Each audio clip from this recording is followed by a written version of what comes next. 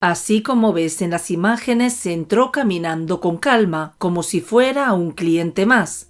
Llevaba casco, ropa de civil y un arma escondida bajo la chaqueta. En cuestión de segundos, el salón de belleza se convirtió en una escena de horror. 10 disparos contra una mujer que trabajaba frente a su hija pequeña y un último tiro que selló el destino del agresor. Todo quedó grabado por las cámaras de seguridad. No fue un asalto, no fue un crimen al azar, fue una ejecución anunciada. Detrás de esos segundos brutales había meses de control, antecedentes ignorados y advertencias que no bastaron.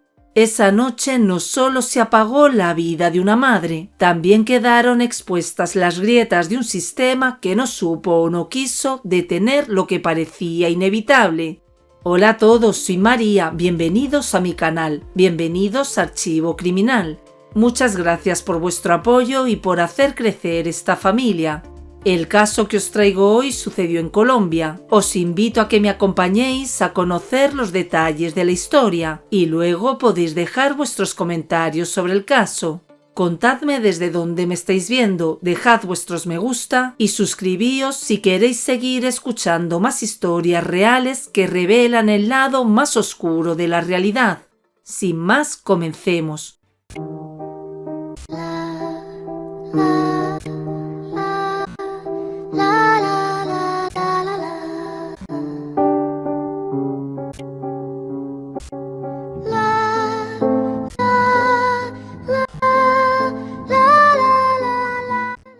El caso de Jessica Chávez.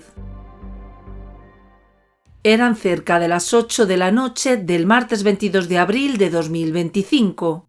En el interior de una peluquería ubicada en un vecindario al sur de Bogotá, la rutina transcurría como cualquier otra jornada laboral.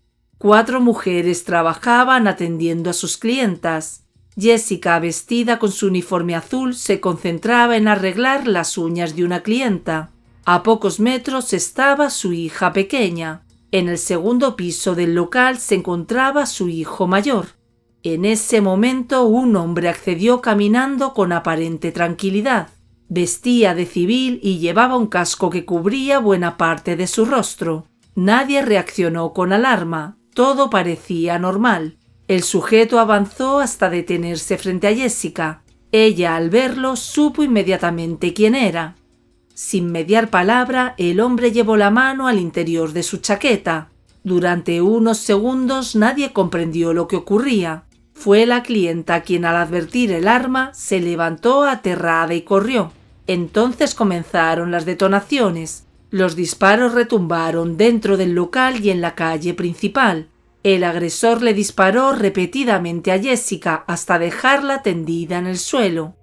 Las cámaras de seguridad captaron cada segundo. Después de atacar, el hombre se quitó el casco. Frente a todos recargó el arma mientras observaba a la joven desvanecida. Finalmente se apuntó a la cabeza y disparó. El estruendo final se mezcló con los gritos y el pánico que se apoderó del lugar. Los disparos alertaron a vecinos y transeúntes que comenzaron a correr hacia el establecimiento. En cuestión de minutos, uniformados y curiosos llenaban la calle. Las autoridades intentaron contener a la multitud antes de acceder. Dentro, el escenario era devastador. Jessica yacía sin vida en el suelo. Tenía 26 años. A su lado, el agresor aún respiraba débilmente. Sus hijos, refugiados entre trabajadoras y clientas, permanecían en estado de shock. El hombre fue trasladado a un hospital cercano, pero murió poco después. Tenía 36 años. En ese momento se confirmó su identidad. Era Andrés Julián Mesa Ramírez, subintendente activo de la Policía Nacional, adscrito a la Policía Metropolitana de Bogotá. Había utilizado su arma de dotación, aunque se encontraba fuera de servicio.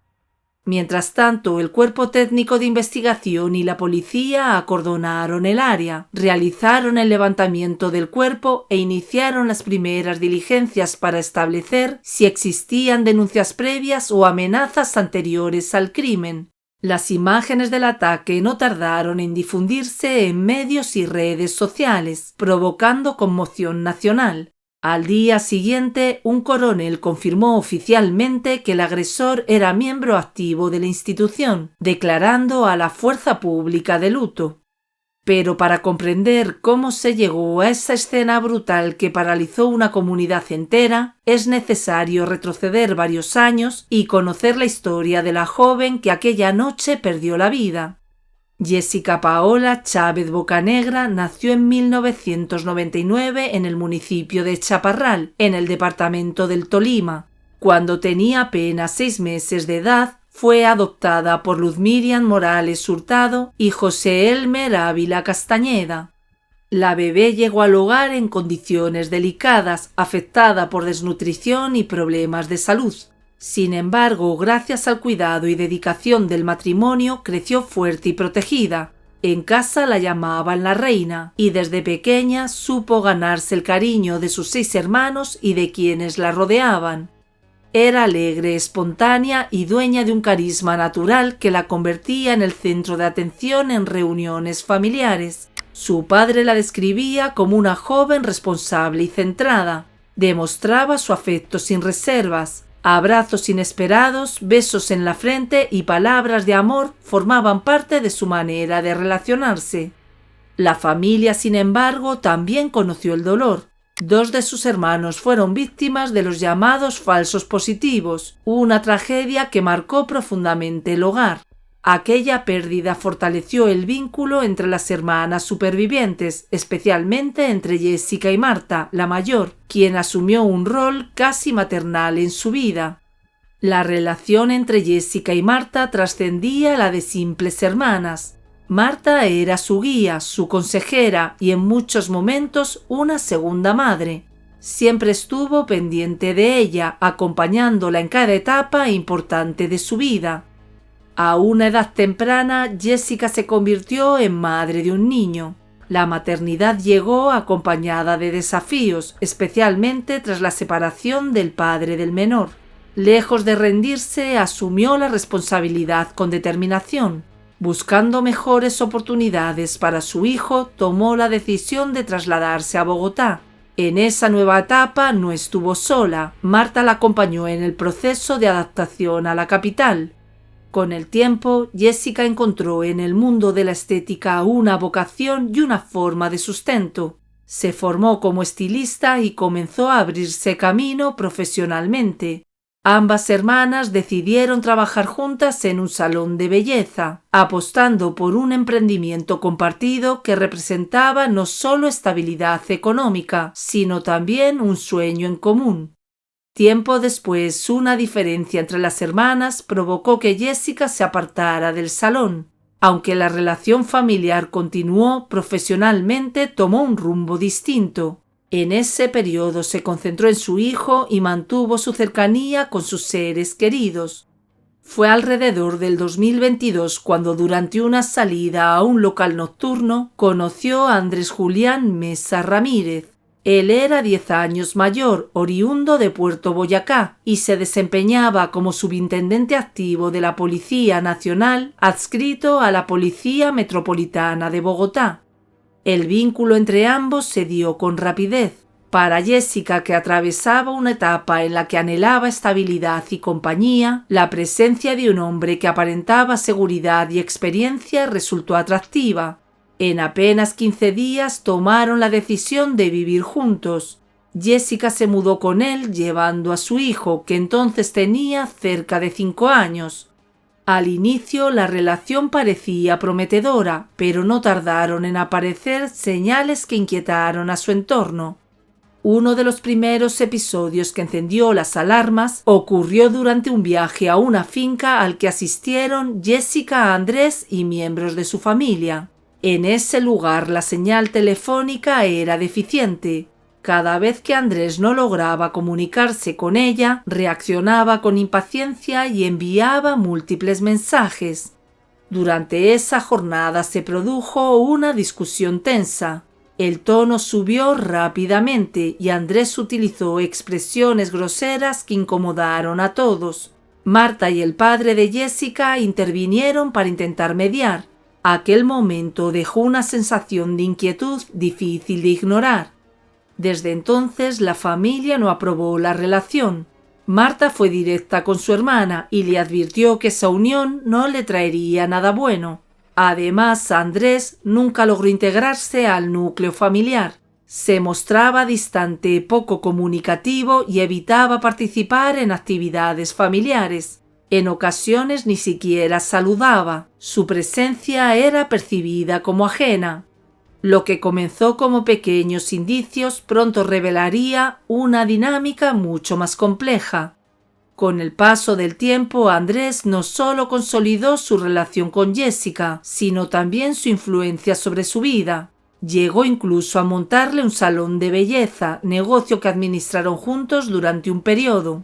Sin embargo, cuando él fue trasladado a Medellín por motivos laborales, Jessica decidió acompañarlo, convencida de que así evitaría conflictos y le daría tranquilidad a la relación. Pero la convivencia, lejos de mejorar, comenzó a deteriorarse. La dinámica se volvió cada vez más controladora. Cada visita que Jessica hacía a su familia debía estar acompañada de comunicación constante con él. Andrés le entregó varios teléfonos móviles para asegurarse de poder ubicarla en todo momento. Exigía respuestas inmediatas y atención permanente. El control se extendió al espacio privado. Instaló cámaras de seguridad y dispositivos de audio tanto en el apartamento como en el salón de belleza. La vigilancia generaba discusiones frecuentes, sobre todo cuando la familia intentaba desconectar los equipos durante sus visitas. La sensación de supervisión constante era asfixiante. Finalmente, Jessica se animó a contarles a sus hermanas lo que estaba viviendo. Les habló de maltratos y de una convivencia marcada por la tensión. La violencia no solo la afectaba a ella, su hijo presenciaba agresiones y amenazas. Buscando protegerlo, tomó una decisión dolorosa: enviarlo a vivir durante un año con un familiar. A pesar de los intentos de su entorno por ayudarla a salir de esa relación, Andrés lograba persuadirla con promesas, detalles y actitudes que aparentaban cambio. El ciclo se repetía. En medio de esa relación, Jessica quedó embarazada de una niña. La noticia sorprendió a la familia. Andrés recibió el embarazo con entusiasmo, pero ni siquiera el nacimiento de la pequeña logró frenar la violencia. La convivencia se volvió tan conflictiva que él terminó siendo remitido a terapia psicológica. Con el tiempo, la pareja regresó a Bogotá. Jessica retomó su actividad en el local del sur de la ciudad. Allí se destacó por su profesionalismo y trato cálido. Sus clientas la preferían por su trabajo y por su manera cercana de atender.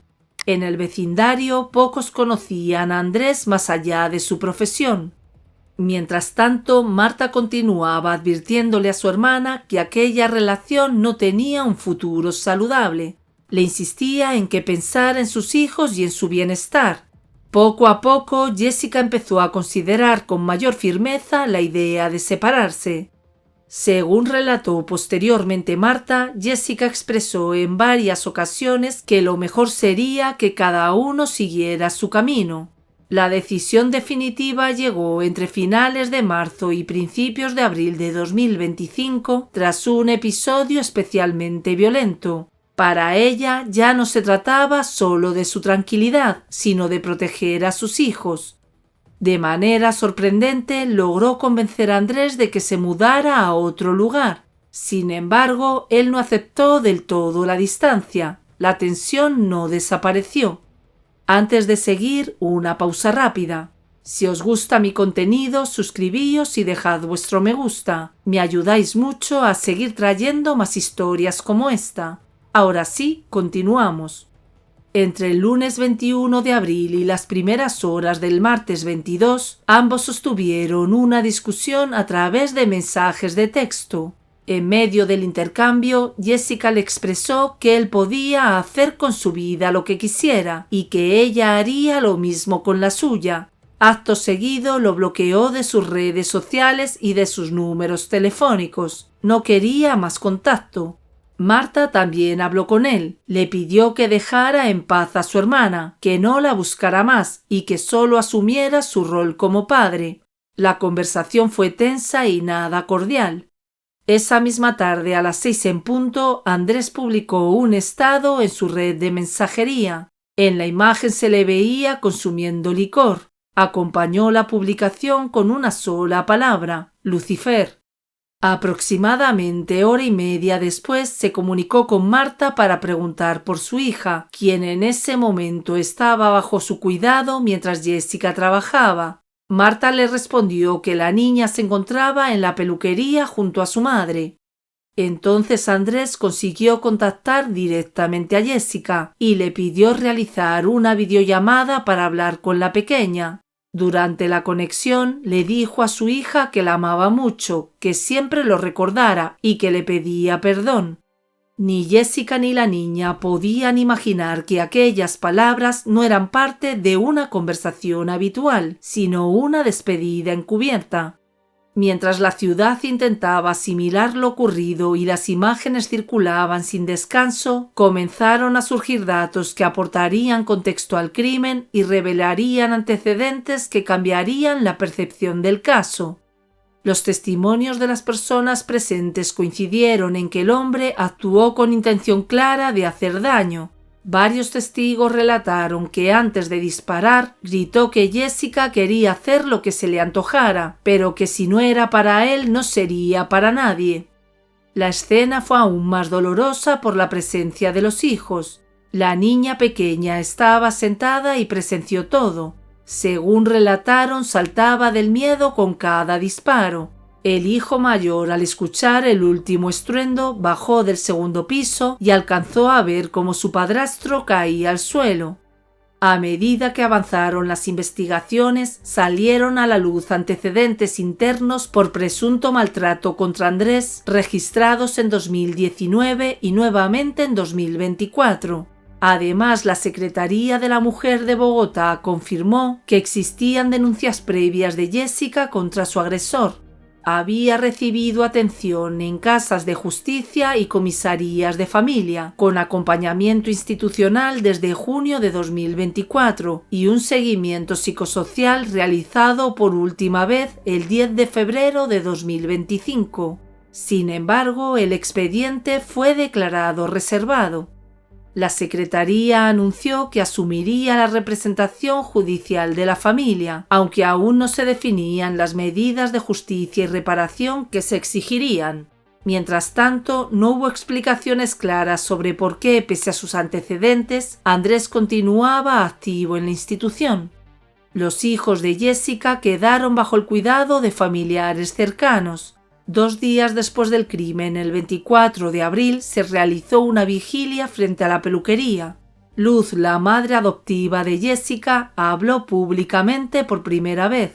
Recordó que apenas 15 días antes su hija se había reunido con toda la familia, dejando un recuerdo imborrable. Con voz quebrada pidió a otros padres estar atentos a las relaciones de sus hijos como medida de prevención. Una allegada también destacó que Jessica siempre fue alegre, trabajadora y amable, y expresó que jamás mereció terminar en manos de alguien tan cruel. Más de 1000 personas acompañaron a la familia aquella noche. Velas encendidas, linternas iluminando la vía y cantos exigiendo justicia llenaron la calle. La peluquería no volvió a abrir sus puertas. Como se ve en las imágenes, uno de los momentos más impactantes ocurrió cuando el hijo mayor de Jessica tomó un megáfono. Entre lágrimas agradeció la presencia de quienes acompañaban a su familia y afirmó que no se trataba simplemente de un homicidio, sino de un acto contra las mujeres. Pidió justicia por su madre y por tantas víctimas de violencia similar. Para todas las damas y caballeros, buenas noches, que están por acá para conmemorar el fallecimiento de mi mamá, el luto de una grandiosa mujer y una mamá de 2 hijos. Y quiero decir que no es un homicidio, que por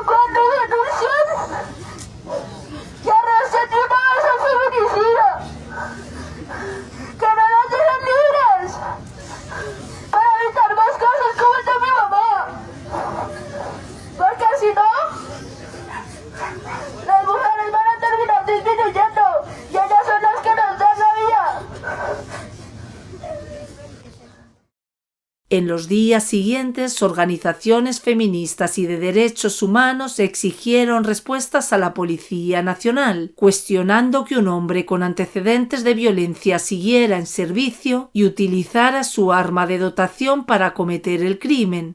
La institución emitió un breve comunicado asegurando que se abriría una investigación interna y que se apoyaría al cuerpo técnico en el esclarecimiento de los hechos.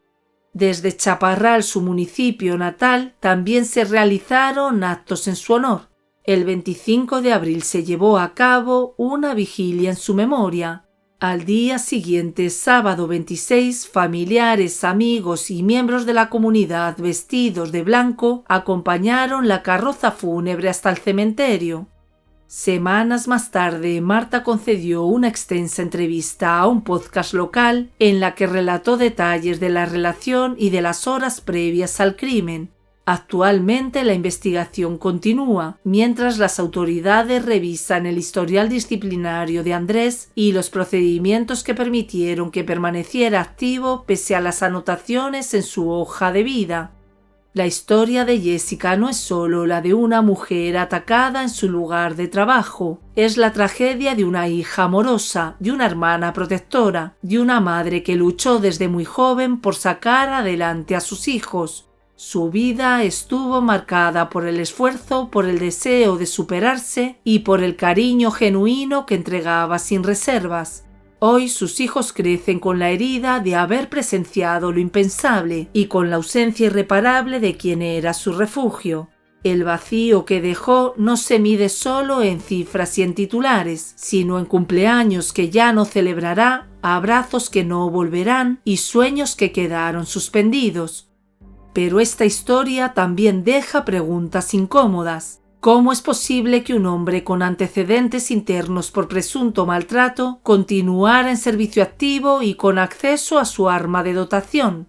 ¿Por qué las alertas no fueron suficientes para apartarlo de sus funciones? La responsabilidad individual es innegable, pero el sistema que permitió que alguien con señales previas de violencia siguiera armado también debe rendir cuentas.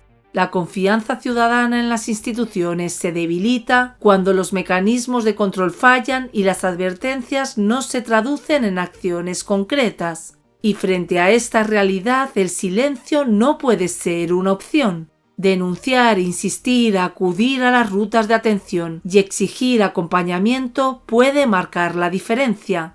La violencia no comienza con un disparo, empieza con el control, con la humillación, con la intimidación normalizada. Detectarla a tiempo y actuar puede salvar vidas. Que la historia de Jessica no sea solo un caso más, sino una llamada urgente a prevenir el feminicidio y proteger a quienes hoy viven atrapadas en relaciones que ponen en riesgo su vida. Yo soy María y esto fue Archivo Criminal. Si este caso te pareció importante, te invito a suscribirte, a dejarme tu me gusta y a contarme desde dónde me estás viendo. Mientras sigamos recordando, sus voces no se apagarán y la búsqueda de justicia continuará. Nos vemos en el próximo archivo. Saludos.